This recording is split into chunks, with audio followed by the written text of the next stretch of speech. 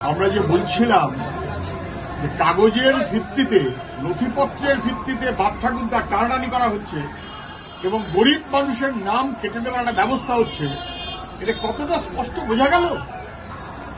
বিহারে ভোটার লিস্টের নাম উঠেছে কুকুরের, ডগবাবু, কারণ কুকুরের একটা বাসস্থানের ঠিকানা কেউ দিয়েছে, অত কাগজে পাওয়া গেল একটা ঠিকানা হয়ে গেল, তাই কুকুর হয়ে গেল ভোটার।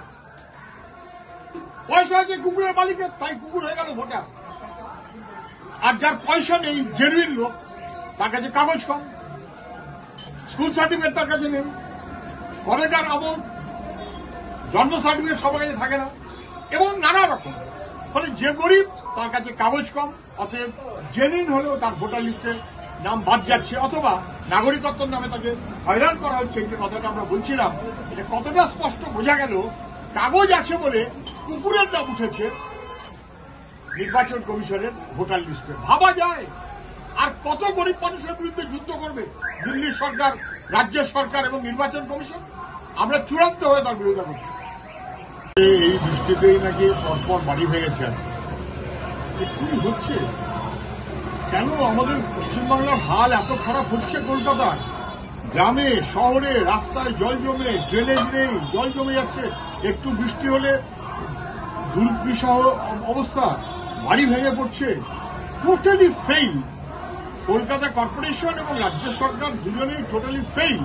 আজকে বেশ কয়েকটা বাড়ি ভেঙে পড়েছে এই বৃষ্টির জোরে। এমনকি এই বৃষ্টিতে নাকি মমতা ব্যানার্জি রেলমন্ত্রী সেই সময়কার রেল স্টেশনটাও ভেঙে যাবার দশায় পড়েছে। কলকাতাতে আজকে বিক্ষোভ করেছে এসএফআই, খুব সংগত বিক্ষোভ। 3 মাস হয়ে গেল, এখনো পর্যন্ত কলেজে ছাত্র ভর্তি হচ্ছে না, টাকা লোপাটের ব্যবস্থা হচ্ছে। এটা কখনো হয় নাকি? এটা কখনো চলে? ইঞ্জিনিয়ারিং কলেজ ভর্তি হবে ছেলেরা, এখনো রেজাল্ট বেরোয়নি। প্রাইমারি, সেকেন্ডারি স্কুল লেখাপড়া ধ্বংস, কলেজ ধ্বংস, শুধু স্কুল না, এখন কলেজ পর্যন্ত ধ্বংস হচ্ছে। স্বাভাবিক কারণেই ছাত্ররা বিক্ষোভ করছে, এবং সেই বিক্ষোভে তাদের হোর্ডিং পিছনে নাকি কোথায় 21শে জুলাই বিটি করে তাকিয়ে আছে। 21শে জুলাইটা ঢাকা পড়লো কেন? আজ 29শে জুলাই, সেই কারণে পুলিশ অসভ্যতা করবে। 21শে জুলাইয়ের আগে না পরে, 29শে জুলাইতে 21শে জুলাইয়ের পোস্টারটা ঢাকা পড়ে গেছে বলে যদি কোনো অসভ্যতা করে, পাল্টা রোখা হবে। কাজ কিভাবে হবে এটা আইনানুগভাবে ভারতের নির্বাচন কমিশনের ঠিক করার কথা, কিন্তু নির্বাচন কমিশন তো ফেইল। বছরের পর বছর ধরে মৃত মানুষের নাম ভোটার লিস্টে নাম বাদ যায়নি কেন? কতবার আমরা তালিকা দিয়েছি, তাতেও নাম বাদ যায়নি কেন? মুখ্যমন্ত্রী এখন বলছেন ভুতুড়ে, আর আমরা যখন বলছিলাম ভুতুড়ে তখন চুপ করেছিলেন। ভুতুড়েদের প্রশ্রয় দিয়েছেন মুখ্যমন্ত্রী, দিল্লি চুপ করে থেকেছে। কেন এতদিন আটকাবে? আমরা চাই ভোটার তালিকা পরিচ্ছন্ন হোক, মৃত মানুষের নাম বাদ যাক, যারা ভুতুড়ে তাদের নাম বাদ যাক, কিন্তু যারা এখানকার মানুষ ভোট দেয়, ভোট দিয়েছে, যাদের আধার কার্ড আছে, যাদের ভোটার কার্ড আছে, তাদের নাম বাদ যাবে কেন? হয় কখনো? এখন ভোটার করার চাইতে অপছন্দ হলে তার নাম বাদ দেওয়ার মনোভাবে সরকার চলছে, এবং তৃণমূল একরকম ভাবে দাপট দেখাচ্ছে, বিজেপি আর একরকম ভাবে দাপট দেখাচ্ছে। আমরা চাই নিরপেক্ষ মনোভাবে কোর্টের বিবেচনা সঙ্গে রেখে নির্বাচন কমিশন মানুষের ভোটের অধিকারকে নিশ্চিত করবে। কোর্ট খুব সঙ্গতভাবে যেটা বলেছে যে নির্বাচন কমিশনের কাজ হচ্ছে ভোটার লিস্টটাকে পরিচ্ছন্ন করা, মৃত মানুষের নাম বাদ দেবে ঠিক আছে, কিন্তু প্রচুর বাদ গেলে প্রশ্ন তো আসবেই, তাহলে এতদিন কি হচ্ছিল, কেন প্রচুর বাদ গেল, তাহলে কেন বাদ গেল না বাদ দেওয়া হলো, তাহলে মানুষের ভোটের অধিকার কেড়ে নেবার একটা ব্যবস্থা কি?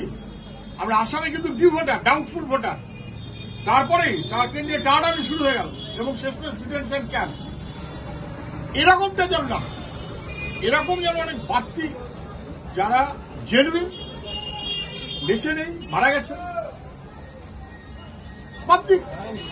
যদি কোনো ভূত ঢুকে থাকে বাদ দিক, যদি ডবল এন্ট্রি থাকে বাদ দিক, কিন্তু অজস্র মানুষ যাদের ভোটার লিস্টে নাম ঢোকার কথা তাদের নাম ঢুকতে হবে, এবং জেনুইন একটি ভোটারও যেন বাদ না যায়, সন্দেহবশত এটাকে এনশিওর করতে হবে সুপ্রিম কোর্টের কথার মধ্য দিয়ে তা স্পষ্ট হয়েছে। খুব দুর্ভাগ্যের ব্যাপার, মেট্রো রেল দক্ষিণের দিকে তার যে শেষ স্টেশন কবি সুভাষ বন্ধ করে দেওয়া। আমরা দীর্ঘদিন ধরে মেট্রো রেলের দাবি করেছি, টালিগঞ্জের পর তার এক্সটেনশন হোক দক্ষিণে নিউগড়িয়া, তো আমাদের প্রস্তাব। এবং এটার জন্য সরকারকে টাকা দিতে হয়েছিল। কেন রাজ্য সরকারকে টাকা দিতে হয়েছিল? দিল্লি করেনি। মমতা ব্যানার্জি তখন রেলের মন্ত্রী, দিল্লি টাকা আদায় করেছিল রাজ্য সরকার থেকে, কিন্তু কাজ করেছিল দিল্লির রেল, তার মন্ত্রীর নাম মমতা ব্যানার্জি। ওখানেও এমন টাকা মারা মেরেছেন যে 15 বছরের মধ্যে স্টেশনটা নষ্ট হয়ে গেল। এত টাকা মেরেছেন। রাজ্য সরকার এসে টাকা মেরেছেন তা না, তার আগে থেকে টাকা মারছেন। একে রাজ্য সরকারের কাছ থেকে টাকা নিয়েছেন মেট্রো রেলের প্রকল্পের জন্য, তার উপরে খুব এমন কোয়ালিটির কাজ যা আজকে বন্ধ হয়ে গেল।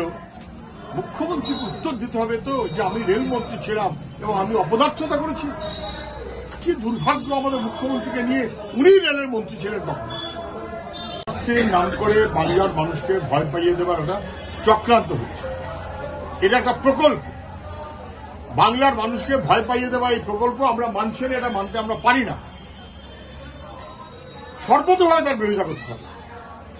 আসামে যখন সরকার এই কাজ শুরু করলো, প্রথমে বললো যে সব মুসলমান লোকেদের নাম বাদ দেব বলে, অ্যাজ ইফ হিন্দুদের পক্ষে কথা বলছে, তা তো না। ওখানে 22 লক্ষ লোকের নাম, যাদেরকে এনআরসিতে যাদের নাম বাদ দিয়েছে, তার মধ্যে 18 লক্ষ তো হিন্দু। ফলে এটা আসলে হিন্দু বা মুসলমানের বিরুদ্ধে আক্রমণ না, যার কাগজ কম তার উপরে আক্রমণ, যে গরিব তার উপরে আক্রমণ, আর যার কাগজ বেশি তার পক্ষে যাচ্ছি। ফলে কার্যত বিহারে ভোটার লিস্টে ডগবাবু মানে কুকুর, তার নাম উঠে গেছে ভোটার লিস্টে। কেন? তার কাগজ আছে। আর যে গরিব লোকটা শতচ্ছিন্ন, তার কাগজ নিয়ে তার নাম বাদ চলে যাবে। এ কখনো হতে পারে না, আমরা মেনে নেব না। মুখ্যমন্ত্রী এদের বিরুদ্ধে লড়তে পারবেন না, কারণ উনি এই আইন যখন হয় তখন তার পাশে ছিলেন। কয়েক হাজার মানুষ, কৃষক, ক্ষেতমজুর, শ্রমজীবী মানুষ, গ্রামীণ শ্রমজীবী, তারা যে কয়েক হাজার মানুষ 4 ক ফর্ম নিয়ে বিডিও অফিসে অভিযান করেছে, রিসিভ করতে হবে। সুপ্রিম কোর্টের নির্দেশ অনুযায়ী 1 তারিখ থেকে কাজ দিতে হবে, না হলে আইনানুগ ব্যবস্থা নিতে হবে। এবং সেই কারণে হাজার হাজার মানুষ, এটাই তো উচিত এবং স্বাভাবিক। 100 দিনের কাজের আইন এটা চালু হয়েছিল ইউপিএ 1 গভর্নমেন্টে, যখন বামপন্থীর 100 জন সাংসদ, তারা মন্ত্রিত্ব চাইনি, তারা চেয়েছিল গরিব মানুষের স্বার্থের আইন। বিজেপি তার পক্ষে ছিল না, তৃণমূল তার পক্ষে ছিল না, ওরা এনডিএ তার বিরুদ্ধে ছিল। আজকে দিল্লিতে বিজেপি, রাজ্যে তৃণমূল, অতএব 100 দিনের কাজের আইনের কোনো গুরুত্ব দেখাচ্ছে নেই, গরিব মানুষের কোনো গুরুত্ব দেখাচ্ছে নেই। মানুষের জীবনের অধিকার যেমন আছে, গরিব মানুষের কাজের অধিকার, সেই কারণে মনরেগা, এবং সেটাকে ধ্বংস করছে। সুপ্রিম কোর্টের অর্ডার হয়েছে, তারপরেও রাজ্য সরকার চুপ। উনি কি সব পাড়ায় সমাধান বলছেন? প্রথম সমাধান তো গরিব মানুষের টাকাটা ফেরত দেওয়া এবং কাজ দেওয়া, জব কার্ড দেওয়া। সেই কারণে গোটা রাজ্য জুড়ে এই লড়াই চলছে এবং এই লড়াই চলবেই। মুখ্যমন্ত্রী বলছেন পরিযায়ী শ্রমিকরা ফিরে আসুন। ফিরে আসবে কোথায়? কাজের নিশ্চয়তা কোথায়? কে দেবে? যাদের কাজ দেওয়ার কথা তাদের মুখ্যমন্ত্রী কাজ দিতে পারেন না, যাদের কাজ দেওয়ার কথা তাদের কাজ নিয়ে, যাদের কাজ রয়েছে তাদের কাজ ছাড়িয়ে দিচ্ছেন। এসএসসি এখন তালিকা করছে কার কার কাজ চলে যাবে, কার কার কাজ যোগ হবে তা না। ফলে এই যখন অপদার্থতা, সরকার যখন রাজ্যে কাজের কোনো ব্যবস্থা করতে পারছে না, কর্মতীর্থগুলো ফাঁকা, কাজের বাজার খারাপ, গরিব মানুষের হাল খারাপ। ভারতবর্ষের মধ্যে সবচাইতে কম মজুরি যে রাজ্যে, তার মধ্যে পশ্চিমবাংলা পড়ে। স্বাভাবিক কারণেই পশ্চিমবাংলাতে ফিরে আসুন, কাজ দেব, এই কথাটা বলার আগে যে ব্যবস্থাপনা করতে হয় সেটা কি মুখ্যমন্ত্রী করেছেন? তা না হলে মুখ্যমন্ত্রীর এই কথাগুলোকে বস্তাপচা কথা বলে মনে হয়।